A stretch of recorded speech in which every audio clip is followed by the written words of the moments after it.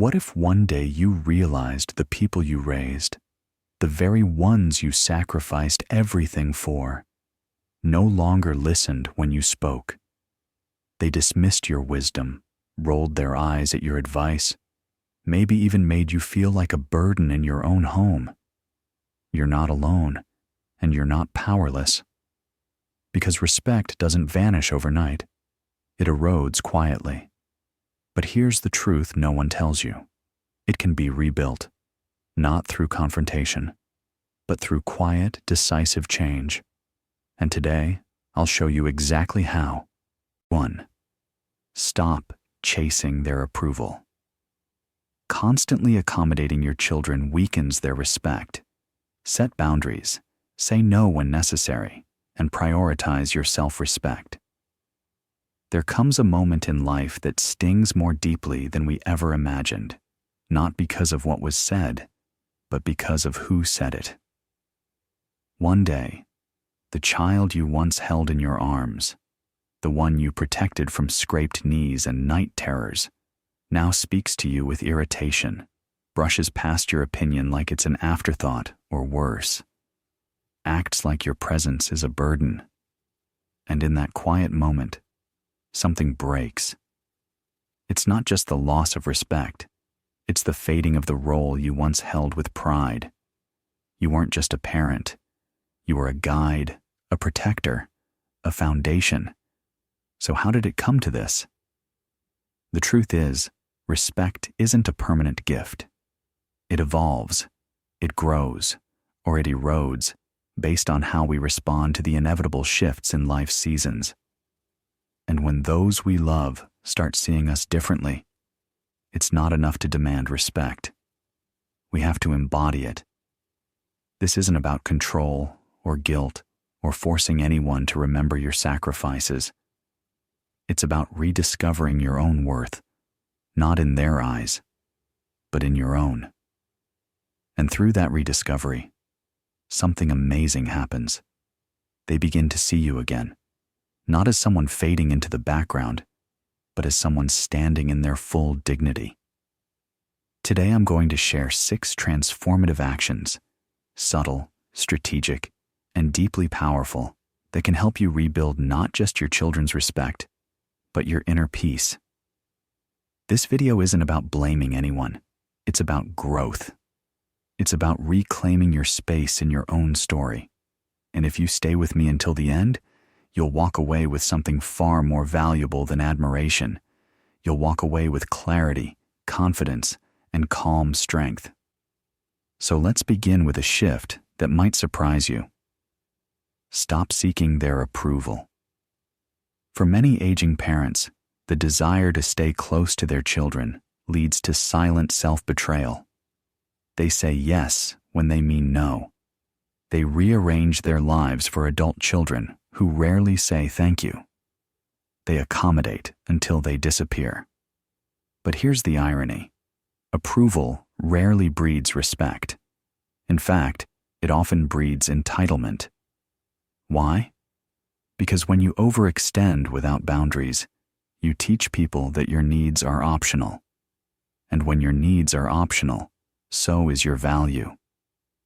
I once met a retired nurse named Carol. She had spent her life saving others, raising 3 kids as a single mom, juggling 2 jobs, and never once complaining. But now, in her 70s, she found herself afraid to speak up around her adult children. They mocked her suggestions, changed plans without notice, even left her out of major decisions. "I just want to keep the peace," she whispered. But peace, when built on silence, is fragile, and Carol was tired. So with gentle courage, she did something radical. She said no. She stopped letting them talk over her. She chose to spend her weekends painting again, even if it meant declining a last-minute family request. At first, there was tension, but then something shifted. Her children noticed. They didn't say it out loud, but it showed. In how they asked before assuming, in how they listened when she spoke. And for the first time in years, Carol felt seen. That's the quiet power of withdrawing from the approval game. It's not about rebellion. It's about self-respect. And the truth is, the more you respect yourself, the more others adjust.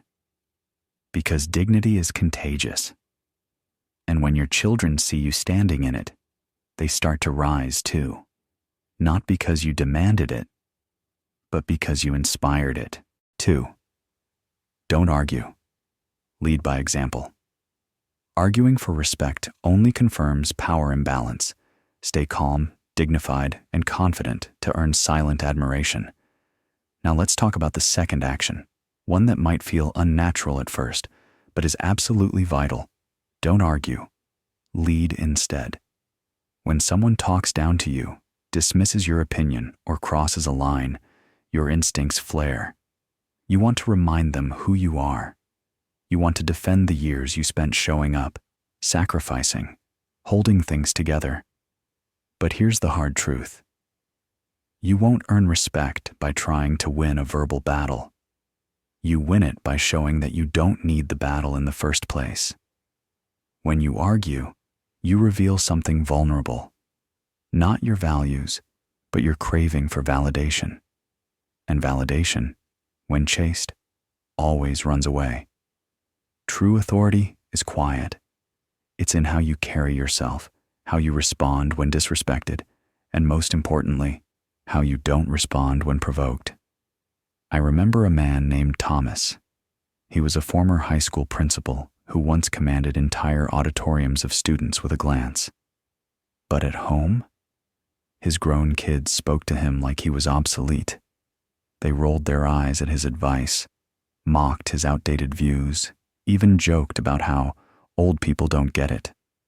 At first, he pushed back. He raised his voice. He listed his credentials.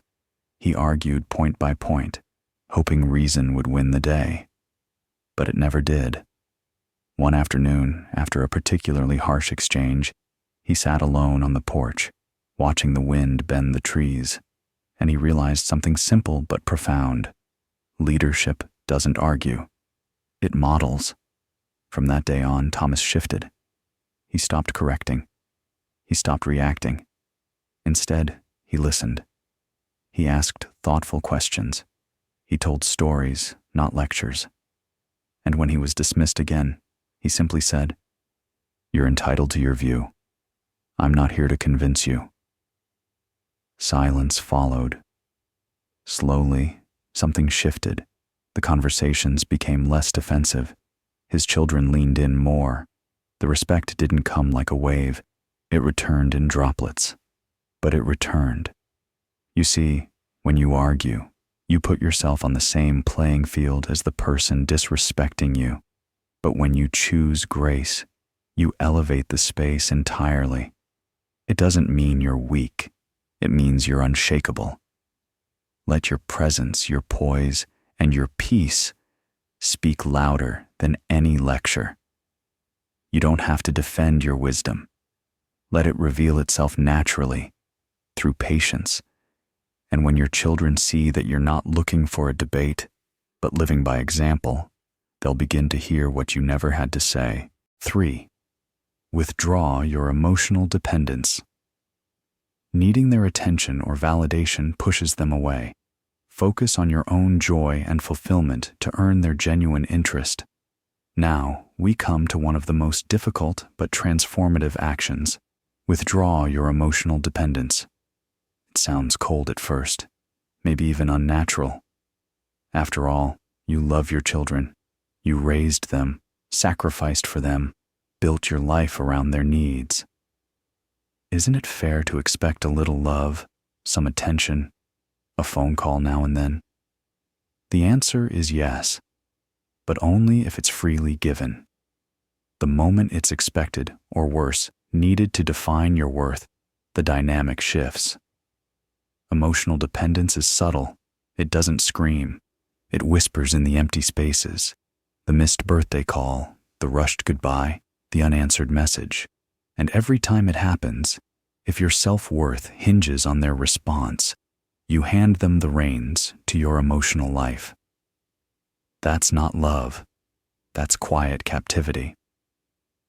I once met a woman named Rosa, a retired midwife who had brought hundreds of babies into the world. But now, in her late 70s, she was alone most evenings. Her children lived in other cities, busy with work, with families, with problems of their own. At first, she waited by the phone. Then she started calling, then texting, at first every few days, then daily. She told herself it was just to check in, but deep down, she craved connection. She needed to feel remembered. But the more she reached out, the less they responded. And the silence, she said, felt like rejection. One day, after a particularly disappointing birthday, when only one child sent a rushed message, she sat down and cried. Not because they forgot, but because she forgot something more important, who she was without their attention. That week, Rosa decided to stop calling. She didn't cut anyone off. She simply redirected her energy. She joined a walking group. She went back to singing in the church choir. She started volunteering at a community garden. And with each day, her phone became less of a symbol of neglect and more of a tool, hers to use, not cling to. Weeks later, the calls began trickling in, not out of guilt, but out of curiosity. "Mom, what have you been up to?" "Hey, I saw your name in the local newsletter."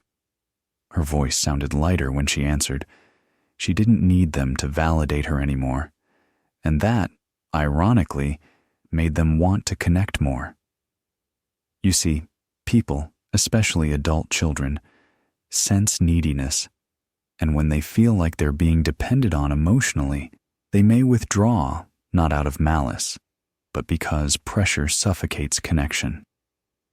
The antidote is not detachment, it's self-fulfillment. When you fill your own cup first, you stop asking others to do what they were never meant to do, complete you. And when they see that you are whole, content, engaged in your own story, something powerful happens.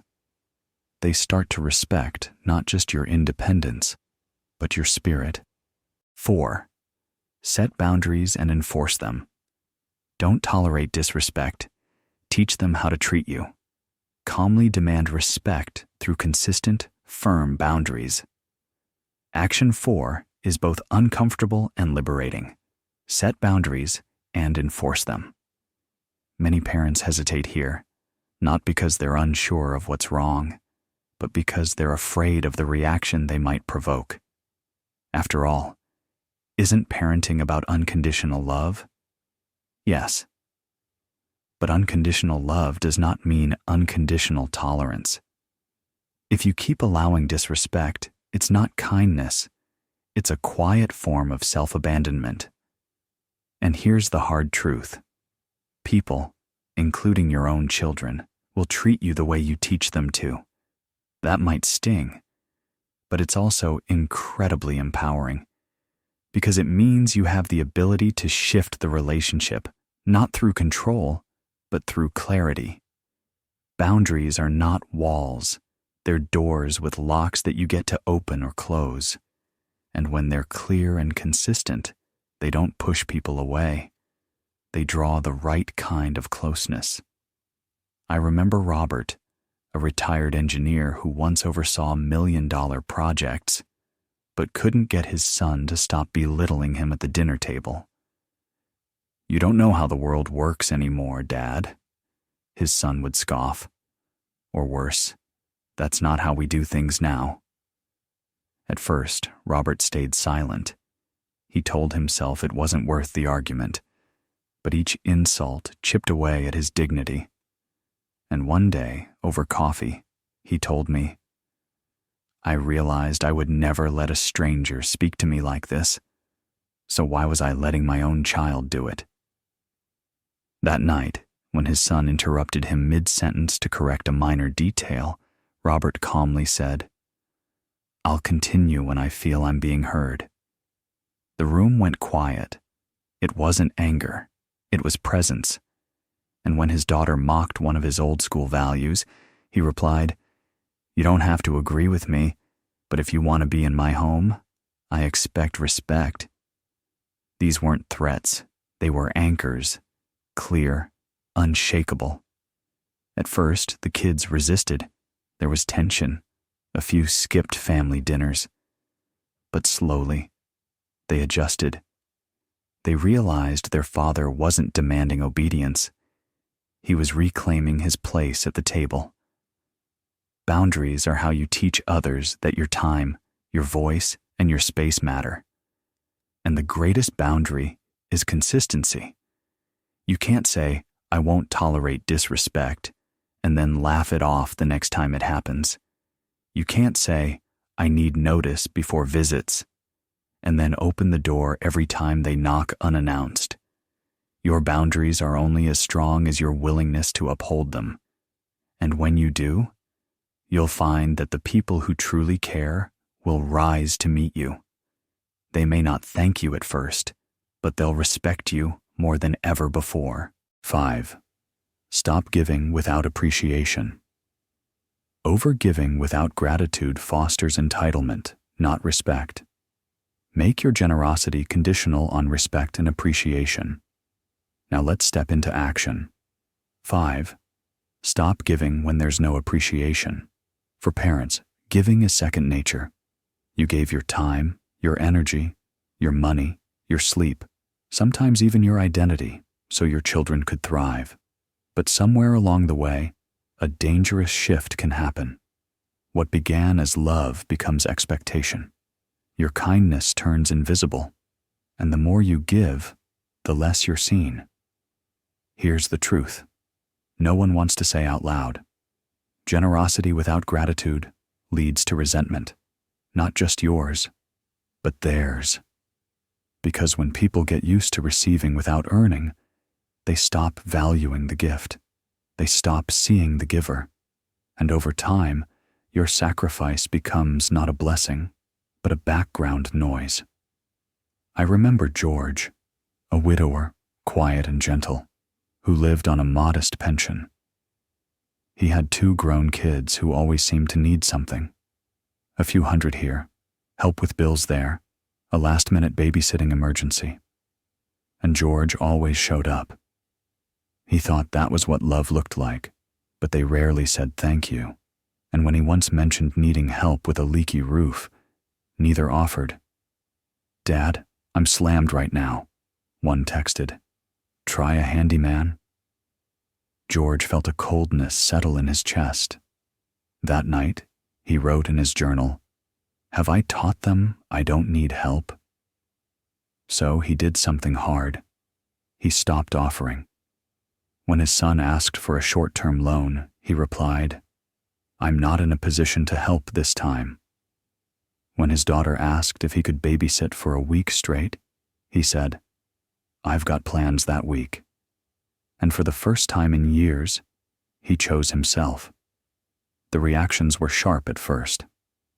"Why are you being difficult?" they asked. But over time, the tone changed. They stopped assuming. They asked instead of demanded. And when they did get help, they thanked him.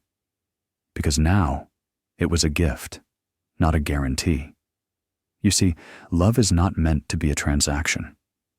But when giving becomes one-sided, it distorts the relationship. Your children should never feel like your support is endless, because it's not. You are a person, not a service. Your time, your energy, your presence, they're valuable. And when you begin treating them that way, others will too. If you're giving without being seen, pause. Ask yourself, what would happen if I stopped? What would happen if I only gave when it came from joy, not obligation? The answer isn't punishment. It's balance. Because respect often begins where overgiving ends. 6. Build a life outside of them. Don't make your children your entire world. Cultivate your own interests, friendships, and joy. They'll respect your independence. Now, we reach the 6th and final action, the one that often changes everything. Build a life outside of them. This is where your identity is no longer defined by your title: mother, father, provider, fixer. This is where you begin to remember who you are without anyone needing you. For many parents, especially after retirement or widowhood, there's a quiet fear beneath the surface. If I'm not useful to my children, then what am I?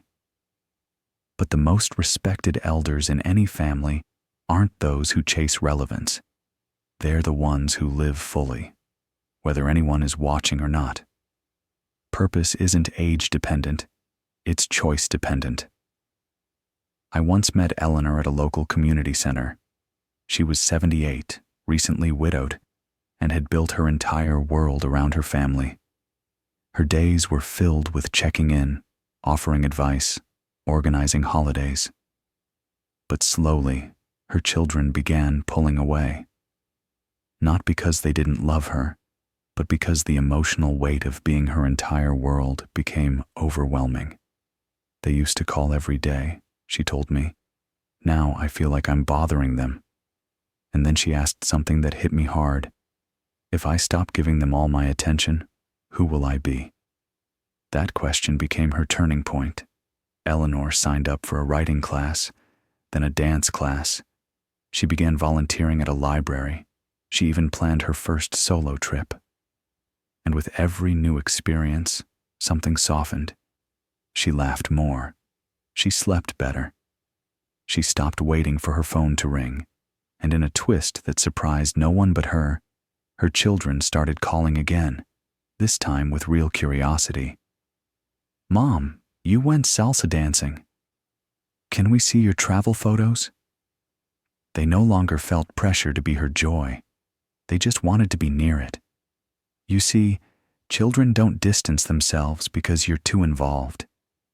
They pull away when your involvement feels like emotional dependence. But when you're living, truly living, your presence becomes magnetic. They want to be part of your world again, because your world is alive. The most dignified parents I've met are the ones who reinvented themselves after raising their families. They took pottery classes, learned French, started gardens, wrote books. They didn't wait to be included. They included themselves in life. And their children? They admired them not just for what they gave, but for who they became.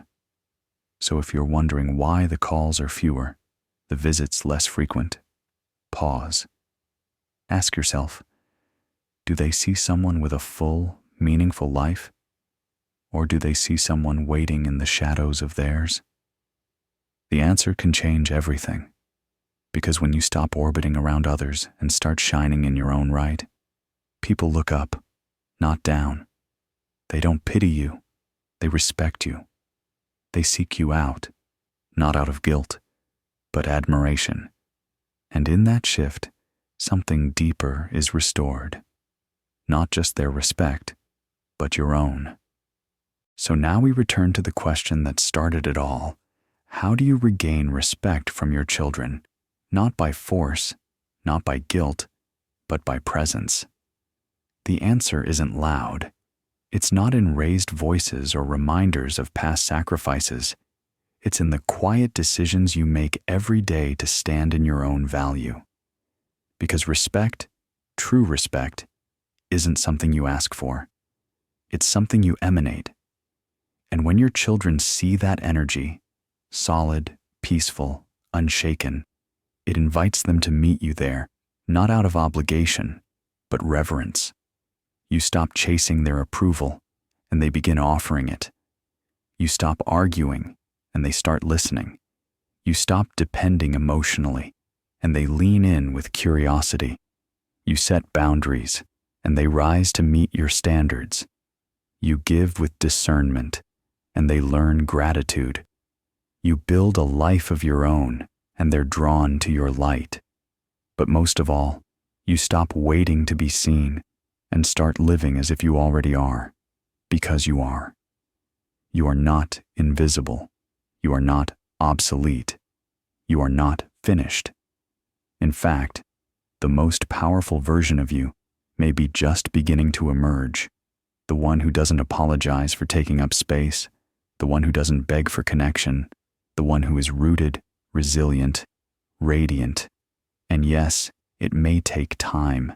They may not recognize the shift at first, but they will. Because self-respect changes the room. It changes the conversation. It changes the family dynamic. And it teaches without a word. If this journey has spoken to something in you, if you've nodded quietly, seen your story in one of the faces, or felt a pull in your chest that says, "That's me," then let this be your moment, your line in the sand, your quiet revolution. You don't need anyone's permission to reclaim your worth. You already have it. You earned it. And from this moment forward, walk with the quiet power of someone who remembers exactly who they are. Because when you do, your children will remember too. Not because you demanded it, but because you lived it. And that is how respect returns.